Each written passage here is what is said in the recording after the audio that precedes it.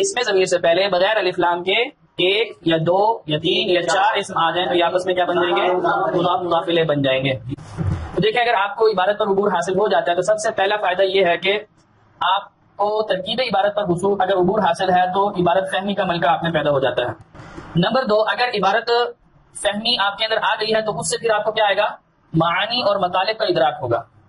Number 3، اگر ترکیب عبارت پر آپ کو عبور حاصل ہے تو کسی بھی عربی کتاب کو پڑھنے کا لطف اور مزہ جو ہے وہ دو بالا ہو جائے گا. اور نمبر 4، ذخیرہ الفاظ پر توجہ ہوگی. دیکھو پانچواں اور آخری فائدہ اس کے اندر یہ ہے کہ کسی بھی زبان کو سیکھنے کے لیے 4 مہارتیں ہوتی ہیں. کسی بھی زبان کو سیکھنے کے لیے بولنا اس کا، اور دوسرا اس زبان کو لکھنا آتا ہو، تیسرا اس کو پڑھنا آتا ہو، اور چوتھا اس کو اگر آپ نے سنا ہے تو وہ آپ کو سمجھ آ جائے. 7ویں علامت مرکب اضافی کی دیکھیے، بابی علمت بخلاف بابی اعطیت.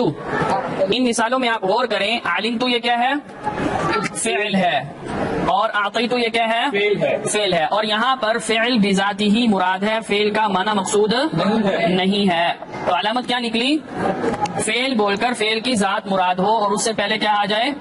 غیر معرف باللام آ جائے. ٹھیک ہے، تو غیر معرف باللام جمع فعل بذاتی ہی، فعل بذاتی ہی. ٹھیک ہے، تو یہ آپس میں کیا بن جاتے ہیں؟ مضاف مضاف الیہ بن جاتے ہیں. تو اب ترکیب دیکھو، علمت فعل بول کر فعل کی ذات مراد ہے اور اس سے پہلے بغیر الف لام کے ایک اسم ہے تو باب مضاف، علمت مضاف الیہ. باقی یہاں پر زیر لگا دی ہے، وہ پیچھے جو عامل تھا جہاں سے عبارت لیا اس کی وجہ سے ہے، کیونکہ یہاں ہم عامل نہیں لکھ رہے تو ہم اس کو کیا لکھ رہے ہیں؟ بابو علمت. ٹھیک ہے، بخلاف بابی اعطیت. اعطیت فعل بول کر فعل کی ذات مراد ہے اور اس سے پہلے بغیر الف لام کے کتنے اسم آ رہے ہیں؟ 2 اسم آ رہے ہیں، خلاف اور بابی. تو یہ آپس میں کیا بنیں گے؟ مضاف مضاف الیہ بنیں گے. با حرف جار، خلاف مضاف، باب مضاف الیہ مضاف، اور اعطیت فعل یہاں پہ کیا ہوگا؟ مضاف الیہ. یہ علامت سمجھ آ گئی؟ فعل بول کر فعل کی ذات مراد ہو اور اس سے پہلے بغیر الف لام کے کوئی اسم آ جائے تو یہ آپس میں مضاف مضاف الیہ بن جاتے ہیں. 8ویں علامت، عدد ثلاثہ سے لے کر 10 تک. عدد کیا بنے گا؟ مضاف بنے گا، اور اس کی جو تمییز جمع مجرور ہے وہ کیا بنے گی؟ مضاف الیہ. وہ کیا بنے گی؟ مضاف الیہ. کچھ مثالیں آپ کے سامنے ہیں، اس کو دیکھیے. ثلاثۃ رجال، سبعۃ ایام، خمسۃ کتب. اب یہاں پر آپ دیکھیں عدد کے بعد کیا آ رہا ہے؟ مضاف الیہ جمع مجرور آ رہا ہے جو کہ ثلاثۃ کا کیا ہے؟ تمییز ہے. ثلاثۃ کی تمییز ہے. تو اس کی ترکیب کے اندر ایک تو ہم بولیں گے ثلاثۃ عدد، ثلاثۃ ممیز، عدد ممیز. رجال کیا بن جائے گی؟ اس کی تمییز. اور تمییز یہاں پر مجرور کیوں ہے؟ مضاف الیہ ہونے کی وجہ سے. کس کی وجہ سے؟ مضاف الیہ ہونے کی وجہ سے. تو اس کی ترکیب میں آپ یوں بھی بول سکتے ہو، ثلاثۃ ممیز رجال تمییز، اور دوسرا ثلاثۃ مضاف رجال مضاف الیہ. ٹھیک ہے، تو ہاں یہ قاعدہ ہے، مضاف الیہ ہمیشہ مجرور ہوتا ہے. آگے دیکھیے، سبعۃ ایام. سبعۃ یہ کیا ہے؟ عدد ہے. کیا ہے؟ عدد ہے. تو لہذا یہ کیا بنے گا؟ مضاف. اور ایام یہ کیا بنے گا؟ مضاف الیہ.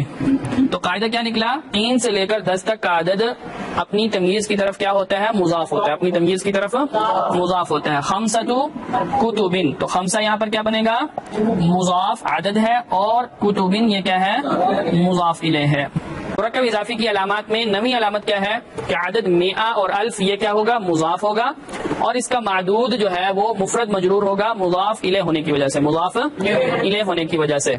اب یہ عدد چاہے مفرد ہو چاہے مثنی ہو. ٹھیک ہے، مفرد ہو یا مثنی، مثنی مطلب تثنیہ ہو. ٹھیک ہے، دونوں صورتوں میں عدد یہاں پر مضاف ہوگا اور معدود جو ہے وہ مضاف الیہ ہونے کی وجہ سے مفرد مجرور ہوگا. تو مثالوں پہ غور کریں. مئۃ عام، مئۃ یہاں پر کیا ہے؟ عدد ہے اور مضاف ہے.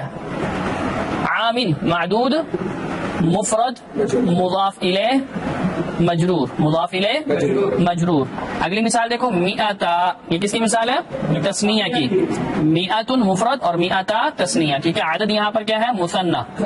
عدد 100 مثنی ہے، اور سنت، سنت یہ کیا ہے؟ مضاف الیہ. تو مئتا مضاف، سنت مضاف الیہ.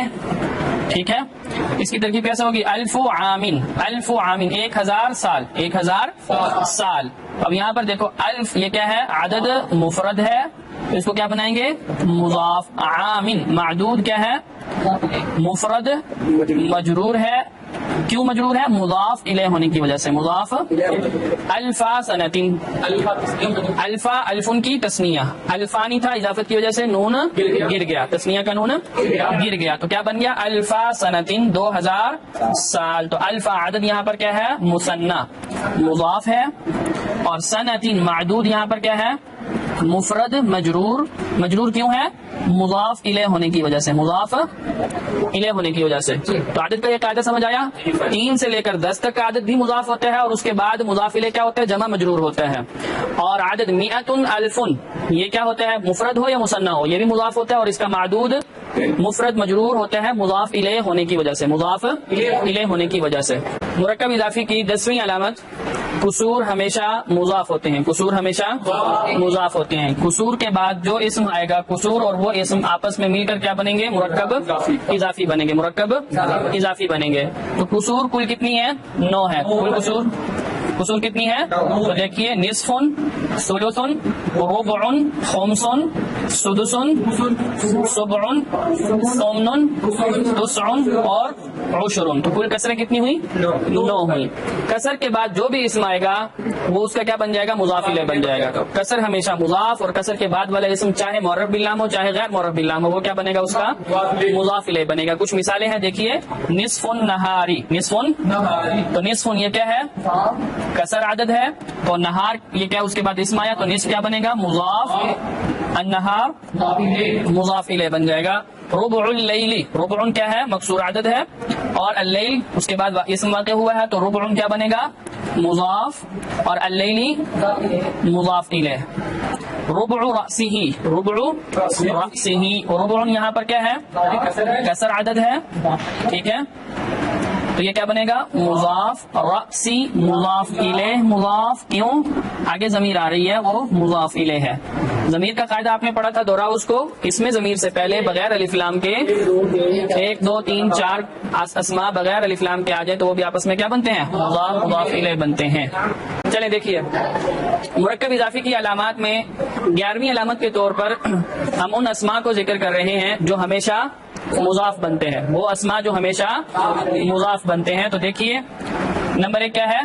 کلن، بعض، قبل، بعد، مع، بین، قدام، خلف، فوق، تحت، دون، نحو، مثل، غیر، اولو، ذو، عند.